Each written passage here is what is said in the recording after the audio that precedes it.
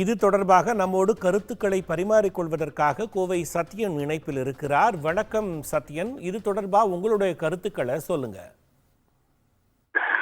இந்த காவல்துறை திட்டமிட்டு இந்த இரண்டாவது நபரை காப்பாற்றுவதற்கு முயற்சி செய்திருக்கிறார்கள் என்பது தெளிவாக தெரிகிறது. அந்த பிளைட் மோட்ல அந்த போன் இருந்ததுன்னா செல்போன் டவரில் அந்த நம்பர் பதியப்பட்டு அடுத்த நாளைக்கு விசாரணைக்கு அழைத்திருக்க வாய்ப்புகள் கிடையாது.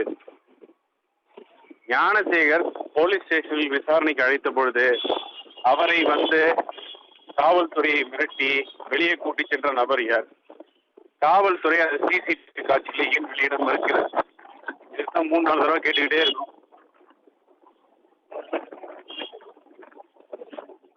திட்டமிட்டு மறைப்பது, இரண்டாவது நபருக்கு அரசியல் அழுத்தம் இருக்கிறது. காவல்துறை எப்படி ஒரே ஒரு நபர் தான் நீங்கள் முடிவு செய்தீர்கள் என்று கேள்வி கேட்டது. இந்த விசாரணையில் உயர்மட்ட அழுத்தம், அரசியல் அழுத்தம் இழுப்பது தெளிவாக தெரிகிறது. இதற்கு பின்னரும் இது விழித்துக் கொள்ளவில்லை என்றால் மீண்டும் எடப்பாடியார் உத்தரவின் பேரில் கடுமையான போராட்டங்கள் தொடரும். கோவை சத்யன் சார், இப்போ அதிமுகவின் தகவல் தொழில்நுட்ப பிரிவு மூலியமா இது தொடர்பாக பல்வேறு தகவல்களை பொதுமக்களுக்கு நீங்க தெரிவிச்சீங்க, பகிர்ந்தீங்க. தகவல் தொழில்நுட்பம் மூலியமா யார் அந்த சார் அப்படின்ற ஹேஷ்டேக் மூலியமா பல விதமான தகவல்களை நீங்க தெரிவிச்சீங்க. இப்போ இது சம்பந்தமாகவும் பலவித தகவல்கள் அந்த மாணவி மூலியமா தெரிய வந்திருக்கு. ஸோ இதை பற்றி நீங்க என்ன கருத்து சொல்ல விரும்புறீங்க? இதைத்தான் முதலிருந்து சொல்லிட்டு இருக்கிறது. திட்டமிட்டு ஒரு மறைக்கும் நாடகம் நடந்து கொண்டிருக்கிறது. இதற்கு பாஜகவும் உதவுகிறது.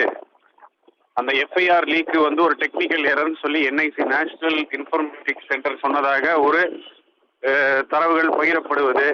நான் அந்த என்ஐசிக்கு நேரடியாக அழைத்து அதில் குறிப்பிட்டுள்ள நபரிடம் கேட்ட பொழுது எனக்கு தெரியாது என்று தெரிவித்து விட்டார். நான் அவர்களுக்கு இமெயில், மின்னஞ்சல் மூலம் கேள்வி கேட்டு பதில் அனுப்பியிருக்கிறேன். நீங்கள் கொடுத்த தரவுகள் தானா இது, உறுதிப்படுத்துங்கள் என்று. அதற்கு இதுவரை பதில் இல்லை. தேசிய மகளிர் ஆணையம் சென்று என்ன விசாரித்தார்கள், என்ன முடிவு என்று தெரியவில்லை. கவர்னர் சென்று என்ன விசாரித்தார் என்ற முடிவும் தெரியவில்லை.